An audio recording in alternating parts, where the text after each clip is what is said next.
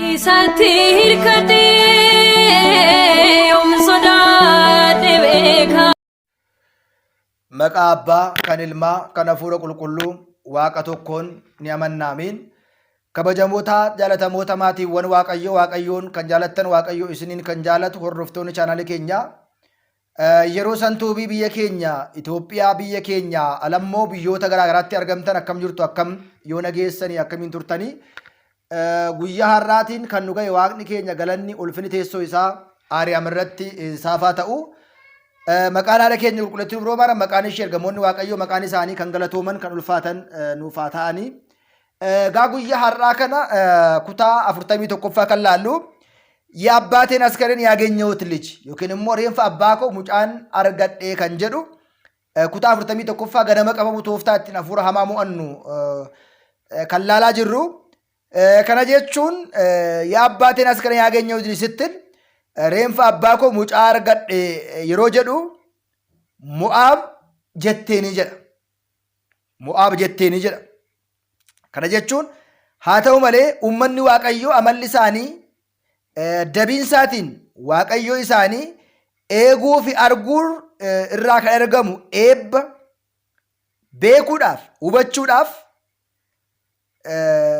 dandeettis fedhas hin qabanii jedha.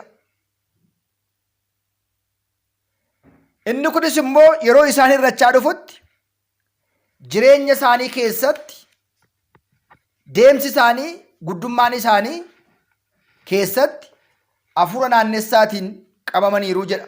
Yeroo darbe waa'ee hafuura naannessaa kutaa 40ffaa walitti laalleerra, har'a immoo kutaa 41ffaadha laalaa kan jirru.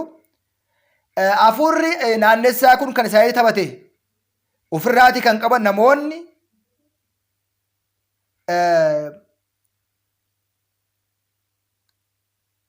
aangoo ol ka'insaatiin bulchuu hojii kana kan qabatan qabachaa dhufanii jedha.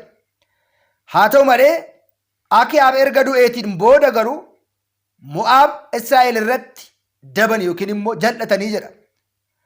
Akiyaazis Samaariyaa biyya Samaariyaa dhaala sana yookiin immoo qabeenya sana wal qabsiisee to'achuudhaan tokko kan ta'e hojii irratti xiyyeeffatee ilaaluudhaan yeroo turetti waqtii sana bakka dhaabatee sagannat yookiin immoo lafa ol ka'aa irra dhaabatee ilaalu haadha isaa irratti kufee baay'ee miidhamee jedha.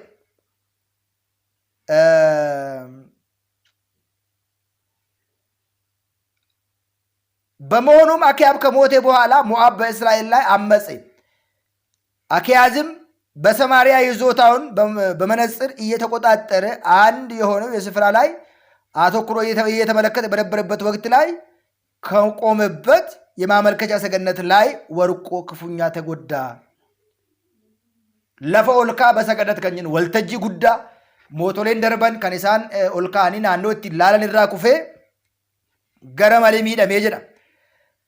Saganaticha yookiin immoo lafa olkaa sanarraa kan isa dhiibe kunis amala isaatiin faana kan dhokate hafuura naannessaadha.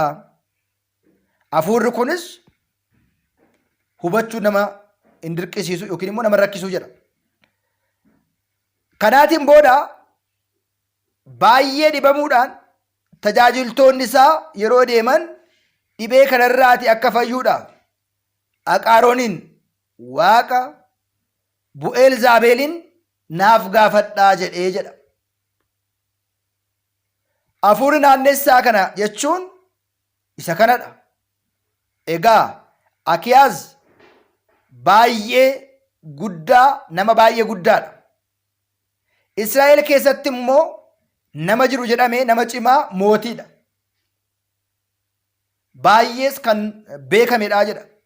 Haa ta'u malee garuu seenaa kana keessatti abbooliin keenya gurguddoon gaggeessuu biyya hoogganuu guddummaan isaanii teessoo Israa'el irra kan qabatan kan ta'an mootoliin garaagaraa qulqulloonni raajonni bara turanitti seenaa kana abbooliin keenya bakka jiranitti biyya kana keessatti immoo kan kabajame bakka kan qabate nama guddaa amma kan gaafatuu fi kan inni ergu ergaa sana yeroo ilaallu har'as hafuura hamaatiin qabamanii hojii dabaa keessattis kan argaman dhaloota kanas dadhabaa hafuuraatiin yookiin immoo hojii hafuuraatiin laafaa fi deemsi isaanii barmaanni isaanii ifatti kan agarsiisu kan mul'isudha jedheetu kaa'ee jira.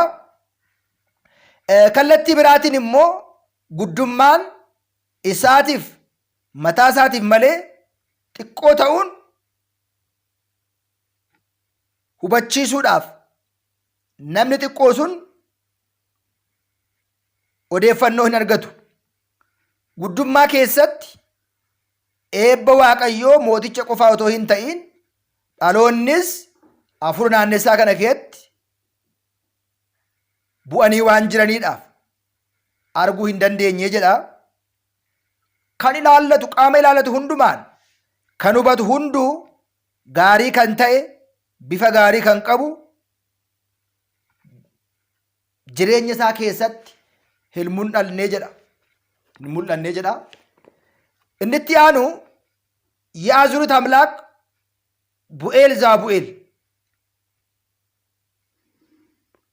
የአዙሪት አምላክ ቤል ዙቡኤል አፍሮን አነሳ ዋቅ አፍሮን አነሳ ቡኤል ዘቡል ከንጀደሙ አፉራ ከነ ኢላላ ኩታ ሜቀፋዳ ኩታ አፍርተሚ ለመፋ ይሮ ዱፍቱ torbeetti aanu kana barannaa jechaadha. Har'aaf kanumaatiin nu haa ga'u.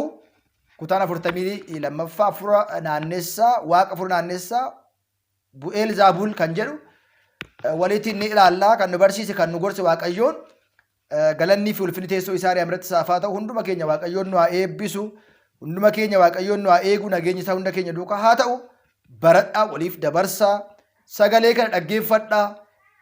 Namni hafuura hamaa jalaa ba'uu danda'u hin jiru. Tooftaa kana bare malee waaqa isaa kadhate malee sirriitti cime malee hafuura hamaa jalaa ba'uu hin danda'amu. Kutaan 42ffaan itti fufaa kan nu barsiise kan nu gorse waaqa boolii keenya.